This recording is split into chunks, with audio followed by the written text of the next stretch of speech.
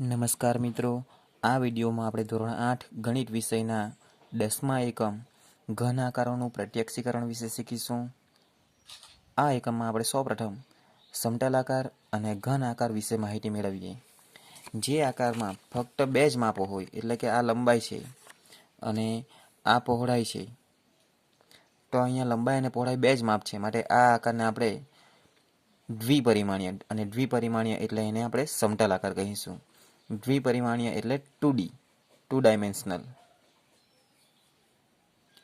ત્રિકોણ, ચોરસ, લંબચોરસ, વર્તુળ, ચતુષ્કોણ, પંચકોણ, ષટકોણ, સપ્તકોણ, આ બધા આકારોને આપણે દ્વિપરિમાણીય એટલે કે સમતલ આકારો કહીશું. હવે ત્રિપરિમાણીય આકાર એટલે કે ઘન આકારને જોઈએ. તો જે આકારોમાં અહીંયા આપણે એક માચિસ બોક્સ લઈએ, તો જે આકારોમાં આપણા પાસે 3 માપ હોય એટલે ત્રિપરિમાણીય. તો અહીંયા જોઈએ તો એક લંબાઈ છે, આ માપ તમારી પહોળાઈ છે અને આ ઊંચાઈ છે, આ માપ. તો અહીંયા આકારમાં આપણને ત્રણ માપ જોવા મળે છે, લંબાઈ, પહોળાઈ અને ઊંચાઈ. માટે આ આકારને આપણે ત્રિપરિમાણીય આકાર કહી શકીએ. ત્રિપરિમાણીય એટલે ઇંગ્લિશમાં 3D, 3 ડાયમેન્શનલ. ફરી એકવાર જોઈએ, લંબાઈ, પહોળાઈ અને જુઓ એની થોડી ઊંચાઈ છે, ઊંચાઈ. તો 3 માપ ધરાવતો હોવાથી એને 3D આકાર કહી શકીએ. અને ત્રિપરિમાણીય આકાર એટલે જ ઘન આકાર. ઘન આકાર ચોક્કસ જગ્યા રોકે છે. ઘન આકારોમાં આપણે વાત કરીએ તો સમઘન, લંબઘન, ગોળો, શંકુ આકાર, આ બધા આકારોને આપણે 3D, ત્રિપરિમાણીય આકારો કહીશું. હવે આપણે સ્વાધ્યાય 10.1ના દાખલા શીખીએ. દાખલો 1, એની રકમ જોઈએ. અહીં દરેક ઘન વસ્તુઓના બે દ્રશ્ય, બાજુનો દેખાવ અને ઉપરનું દ્રશ્ય આપેલ છે. વસ્તુ અને તેના સાચા દ્રશ્યોને જોડો. પહેલું જોડકું તમારી સમજ માટે બતાવેલ છે, એટલે કે પહેલું જોડકું જે બોટલ છે, તો બોટલની બાજુનો દેખાવ અને ઉપરનો દેખાવ દ્રશ્ય આપણને આપેલા જ છે. એટલે બોટલ બાજુમાંથી કેવી દેખાય છે, બાજુનું દ્રશ્ય, ઉપરથી કેવી દેખાય છે, ઉપરનું દ્રશ્ય. તો એ બોટલના બાજુનું દ્રશ્ય અને ઉપરના દ્રશ્યને બોટલ સાથે જોડેલા છે. તો આપણે બીજું દ્રશ્ય જોઈએ, અહીં વજનિયું છે. હવે વજનીયનો બાજુનો દેખાવ કેવો છે, તો વજનીયનો બાજુના દેખાવમાં જોઈએ તો આપણને એક લંબચોરસ દેખાશે બાજુમાંથી જોતા, અને બાકીના બે ભાગ થોડા થોડા દેખાશે, એટલે કે આ બાજુનો દેખાવ થશે. બરાબર, તો એને આપણે જોડી લઈએ. ઉપરનો દેખાવ, તો આ વજનીય કેવું છે, ષટકોણીય છે. તો ઉપરનો દેખાવ આપણને આ રીતે જોવા મળશે, તો આપણે એને અહીંયા જોડી લઈએ. ઉપરનું દ્રશ્ય આ છે. બરાબર, આ વજનીય બાજુએથી જોતા આવું દેખાશે અને ઉપરથી જોતા આ પ્રકારનું દેખાશે. તમને ખ્યાલ આવી જ જશે. ચાલો હવે થર્મોસ છે, તો થર્મોસને બાજુમાંથી જોઈએ તો એટલે સિમ્પલ નળાકાર વસ્તુ છે, એટલે થર્મોસ બાજુમાંથી સેમ જ દેખાશે, ફક્ત એની દોરી થોડી અલગ દેખાશે. એટલે આ બાજુનું દ્રશ્ય. અને ઉપરનું દ્રશ્ય જોઈએ તો ઉપરથી ખાલી એની કેપ જ દેખાય છે, ઢાંકણ જ દેખાય છે, અને બાજુની દોરી દેખાય છે, એટલે આ ઉપરનું દ્રશ્ય. તેવી રીતે કપ અને રકાબી જોઈએ, તો કપ અને રકાબી બાજુએથી જોતા આપણને આ દ્રશ્ય દેખાય છે, અને ઉપરથી જોતા એને આપણને પ્લેટ જે રકાબી છે, રકાબીનો ભાગ અલગ દેખાશે, કપનો ભાગ અલગ દેખાશે, કપની અંદરનો ભાગ અલગ દેખાશે, અને કપનું જે આપણે પકડવાનું હેન્ડલ છે તે પણ દેખાશે. માટે આપણું આ ઉપરનું દ્રશ્ય. બરાબર, એવી રીતે એક ડબ્બો છે, અને ડબ્બાને તમે બાજુથી જોશો તો તમને એક લંબચોરસ ફક્ત એક જ બાજુનો ભાગ દેખાશે. આ આપણો બાજુનો દેખાવ. અને એ ડબ્બો આપણે ઉપરથી જોશું તો આપણને ઉપરનું ઢાંકણ દેખાશે, અને ઉપરનો જે ભાગ છે એ ભાગ દેખાશે. તો આ ઉપરનું દ્રશ્ય. એકદમ સિમ્પલ દાખલા છે. એમાં આપણે કલ્પના કરવાની છે કે એને બાજુથી જોઈએ તો કેવું દેખાશે. એ ચિત્ર તો આપણને આપેલા છે, અને તેના અનુરૂપ આપણે જોડકા જોડી દેવાના છે. ઉપરથી કેવું દેખાય તે કલ્પના કરવાની અને એને જોડી દેવાના. રકાબી છે, કપ રકાબી, તો આપણને ઉપરથી આ રીતે દેખાય. સિમ્પલ એકદમ. હવે પ્રશ્ન 2 જોઈએ. રકમ વાંચીએ. આપેલ ઘન વસ્તુની સામે તેના 3 દ્રશ્ય આપેલા છે, એટલે કે કોઈ વસ્તુ છે અને એના 3 દ્રશ્ય છે. આગળનું દ્રશ્ય, બાજુનું દ્રશ્ય અને ઉપરનું દ્રશ્ય. 3 દ્રશ્ય છે, તો આપણે ઓળખવાના છે. ચાલો પહેલાં આકૃતિમાં જોઈએ. તો આકૃતિમાં આગળનું દ્રશ્ય લખી જ આપેલું છે. આ દ્રશ્ય કેવું દેખાય છે, આગળના દ્રશ્ય જેવું, એટલે આપણે એની સામે લખીએ આગળનું દ્રશ્ય.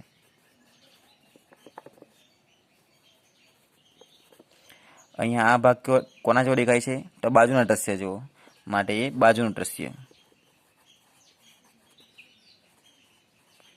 અને આ સૌથી નાનો ભાગ છે એ સૌથી નાના ભાગને ઉપરથી જોઈએ તો એના જેવો દેખાશે, માટે એ ઉપરનું દ્રશ્ય છે.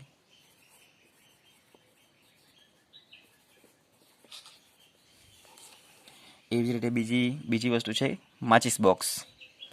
તો આ જે ભાગ દેખાય છે કાળા કલરનો એ બાજુનું દ્રશ્ય છે. જુઓ બાજુએથી જોતા એ દેખાશે, માટે બાજુનું દ્રશ્ય. એવી રીતે આ ભાગ તો એ આગળનું દ્રશ્ય છે, આગળનું દ્રશ્ય. અને સૌથી મોટો ભાગ આપણે ઉપરથી જોશું ત્યારે દેખાશે ચિત્ર સાથે, તો એ છે ઉપરનું દ્રશ્ય, ટોપ વ્યૂ. આગળ જઈએ ટીવી છે. તો આપણને આગળથી જોઈએ તો આ ટીવી આપણને ખ્યાલ આવી જાય છે આગળ દ્રશ્ય છે, અને અહીંયા આપણને લખી પણ આપેલું છે આગળનો ભાગ છે, આગળનું દ્રશ્ય. હવે આકૃતિમાં આપણને આ ભાગ કોઈ જગ્યાએ દેખાતો નથી, પણ આપણે કલ્પના કરવાની છે બાજુનું દ્રશ્ય અહીંયા આપેલું છે તો એ બાજુ પણ સેમ જ હોવાની, એટલે એ બાજુનું દ્રશ્ય બનશે. અને જો બાજુમાં અહીંયા ટીવીની જે આપણે ઉચકવાની વસ્તુ હેન્ડલ આપેલું છે તે છે, માટે બાજુનું દ્રશ્ય. અને ટીવીને ઉપરથી જોશો તો એનો આ ભાગ આપણને પાછળનો જે થોડો ભાગ છે વળેલો એ પણ દેખાશે, એટલે ઉપરનું દ્રશ્ય.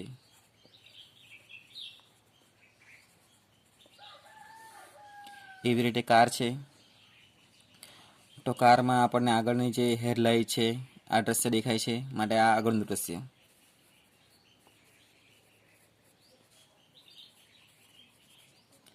બે ટાયર દેખાય છે, એનો મતલબ આ જુઓ 2 ટાયર દેખાય છે, બાજુનું દ્રશ્ય.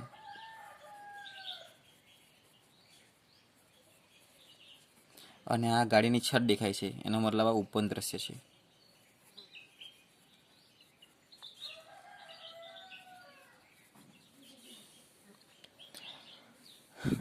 આ દાખલામાં પણ આપણને જે વસ્તુ આપેલી છે એમાં મોટે ભાગે લખી જ આપેલું છે. જુઓ આગળ, બાજુ અને ઉપર બધી આકૃતિમાં છે જ. તો ફક્ત આપણે જોવાનું છે આ કયો ભાગ છે, કયો ભાગ છે, કયો ભાગ, અને એની બાજુમાં કઈ બાજુથી આ દ્રશ્ય દેખાય તે લખી દેવાનું છે.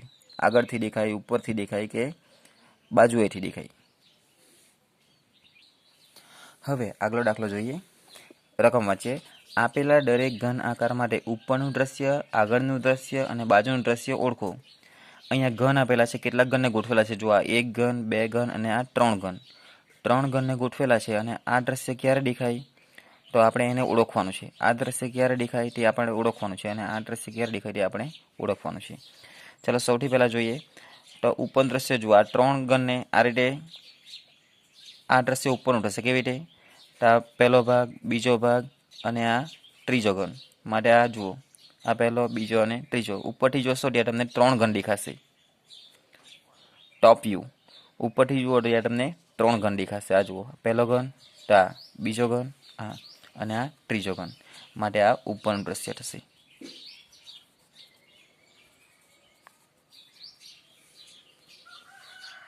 તેવી જ રીતે તમને આ 2 ઘન દેખાય છે, તો તમે બાજુએથી જોશો ને તો પણ આ 2 ઘન દેખાશે, અને આગળથી જોશો તો પણ આ 2 ઘન દેખાશે. એનો મતલબ આગળનું દ્રશ્ય અને બાજુનું દ્રશ્ય આ આકૃતિ માટે સમાન છે.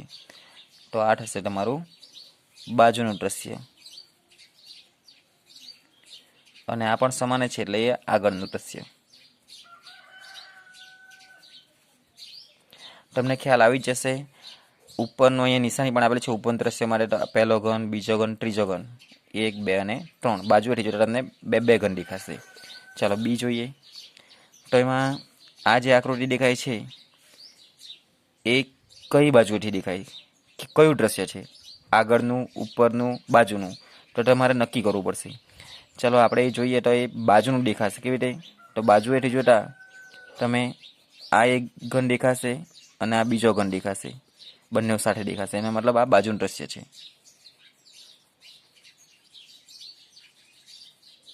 ચાલો અહીંયા 3 ઘન દેખાય છે. 3 ઘન કઈ બાજુથી દેખાશે? તો આગળથી જુઓ, આ એક દેખાશે, આ બીજો દેખાશે આગળથી, અને આ ત્રીજો દેખાશે, આગળનું દ્રશ્ય. અને આ ઉપરથી જુઓ, પહેલો, બીજો, ત્રીજો, પહેલો, બીજો, ત્રીજો, અને આ ચોથો, ઉપરનું દ્રશ્ય.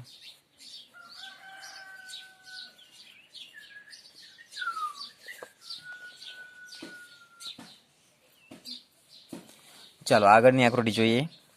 તો તમને આ બે ઘન ક્યારે દેખાશે, કઈ બાજુથી દેખાશે વિચારો. બાજુએથી જોશું તો 1 2 અને આ 3 દેખાશે. સામેથી જોશું તો 1 2 3, મતલબ આગળથી જોશું તો 1 2 3 અને 4 દેખાશે. જ્યારે ઉપરથી જોશું તો આ એક દેખાશે અને એની બાજુનો આ દેખાશે. એટલે આ દ્રશ્ય ઉપરનું છે, ઉપરનું દ્રશ્ય. હવે આ 3 ક્યારે દેખાશે સીધા, તો બાજુથી જુઓ. આ તમારો પહેલો ઘન, આ એની બાજુનો બીજો અને આ નીચેનો. 3 તમને જ્યારે આ બાજુથી જોશો તમે જમણી બાજુએથી, તો તમને 1 2 અને 3 સીધી લાઈનમાં દેખાશે. એટલે આ બાજુનું દ્રશ્ય છે. અને તેવી રીતે આગળથી જુઓ આકૃતિને, તો આ 1 2 3 અને આ પણ દેખાશે. જુઓ સેમ ટુ સેમ આગળનું દ્રશ્ય.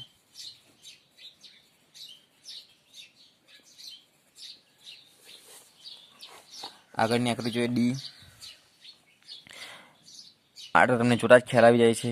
બે ઘન ક્યાંથી દેખાય, તો બાજુમાં. આ જુઓ આ 1 અને આ 2, બાજુનું દ્રશ્ય. આ ક્યારે દેખાય, તો જુઓ આગળથી 1 2 3, 1 2 3 અને આ ઉપરનું દેખાશે. એટલે આગળનું દ્રશ્ય.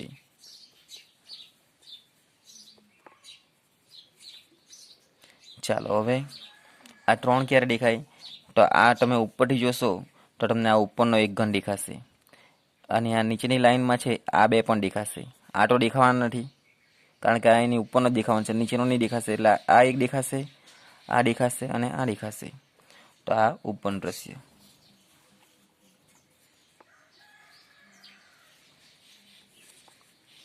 આગળની આકૃતિ જોઈએ. હવે આ આકૃતિ થોડી ભારે છે. એમાં આ ક્યારે દેખાય, તો જોઈએ. આગળનું દ્રશ્ય જુઓ. એમાં તમને આગળથી જોશો તો આ દેખાશે ઘન, આ દેખાશે ઘન અને આ દેખાશે. એનો મતલબ જુઓ બાજુમાં 2 અને આ સાઈડ 1, તો એ આગળનું દ્રશ્ય થશે.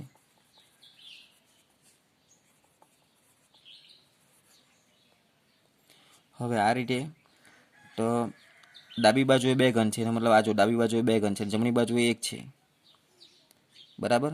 તો આ જમણી બાજુનો 1 અને ડાબી બાજુના આ 2, એટલે આ ઉપરનું દ્રશ્ય થશે. અને બાજુના દ્રશ્યમાં જોઈએ તો આપણને આ 2 દેખાશે, આ દેખાશે, આ દેખાશે અને બાજુએથી જોતા આ પણ દેખાશે. જુઓ આ 2 જમણી બાજુ અને ડાબી બાજુએ એક બ્લોક, એ બાજુનું દ્રશ્ય. દાખલા ઘણા સરળ છે. ફક્ત તમારે ઉપરથી જોઈ ત્યારે કેવું દેખાય, બાજુએથી જોઈ ત્યારે કેવું દેખાય અને આગળથી જુઓ ત્યારે કેવું દેખાય, એ જ વિચારવાનું અને એની કલ્પના કરીને તમારે જવાબ લખવાનો છે.